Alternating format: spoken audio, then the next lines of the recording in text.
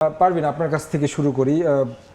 এই রিপোর্টটা যেটা দেখছিলাম আসলে যে এখন পর্যন্ত যদি একটা মানে রাউন্ড আপ করা গেছে যে কোন দলগুলো কেমন খেলতে পারে, মোটামুটি যাদের উপর বেশি আকর্ষণ বা প্রত্যাশা ছিল তাদের যদি বলি প্রত্যাশা পূরণ করতে পেরেছে মেসির আর্জেন্টিনা, ফ্রান্স। যদি অন্য দিক থেকে দেখি রোনালদোর শেষ বিশ্বকাপ হতে যাচ্ছে, সেই জায়গায় তারা ড্র করেছে। স্পেনের কথা বলতে হয়, যাদেরকে অন্যতম হট ফেভারিট ধরা হচ্ছে, আপনার গায়েও স্পেনের জার্সি আছে। আপনি আসলে এই প্রথম ম্যাচ শেষে দলগুলোর পারফরমেন্স কীভাবে দেখছেন?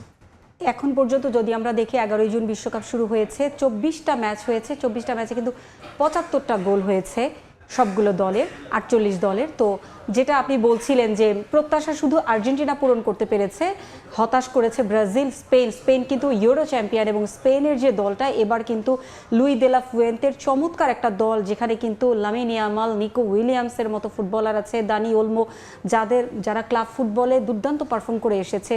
ইয়ামালের সামান্য চোট আছে, তারপরেও কিন্তু তার উপরে কিন্তু স্পেনের বিশাল একটা প্রত্যাশা।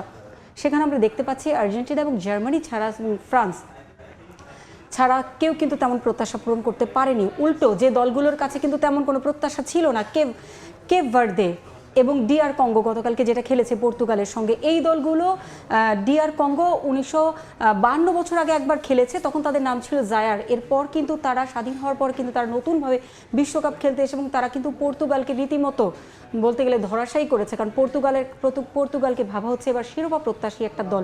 সে তুলনায় কিন্তু আমরা তাদের কাছে তেমন পারফরমেন্স পাইনি। এবং আরও একটা বিষয় যেটা হচ্ছে যে নতুন দলগুলো কিন্তু চমক দেখাচ্ছে, সে তুলনায় প্রত্যাশিত ডিফেন্ডিং চ্যাম্পিয়ন হিসেবে আমরা গত আসরে যেটা দেখেছি যে আর্জেন্টিনা সৌদি আরবের কাছে হেরে গিয়েছিল, সেখানে এবার কিন্তু আমরা উল্টোটা দেখছি যে ডিফেন্ডিং চ্যাম্পিয়নরা ভালো করছে, পাশাপাশি অন্য যাদেরকে আসলে জায়ান্ট ইউরোপের পাওয়ার হাউস ভাবা হয়েছিল যে স্পেন, পর্তুগাল, যারা এবার শিরোপা জিতবে, তারা কিন্তু ঠিক প্রথম একটা করে ম্যাচ খেলার পর কিন্তু সেভাবে প্রত্যাশিত পারফর্ম করতে পারেনি।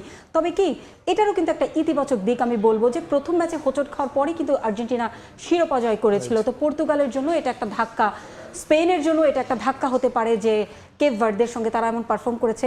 হয়তো ব্রাজিলের কথা যে ব্রাজিলের পরের ম্যাচ শনিবারে, ব্রাজিল কিন্তু এই ম্যাচ নিয়ে কোচ কার্লো অ্যানচেলোত্তি, আপনি জানেন যে ব্রাজিলের বিষয়টা নিয়ে আরো আলোচনা করব।